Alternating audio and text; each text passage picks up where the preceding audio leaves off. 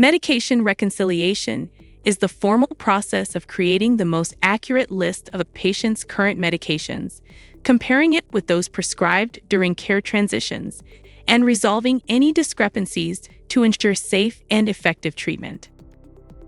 Medication reconciliation is usually performed by a healthcare professional, but you can play an active role by understanding the process and helping ensure accuracy. This is how you can participate in medication reconciliation. First, be sure to share any updates when you go through a care transition, like moving from the hospital back home. Keep track of all your medications and any other providers involved in your care. And don't forget to bring an updated medication list with you to every appointment, so your healthcare team always has the most accurate information.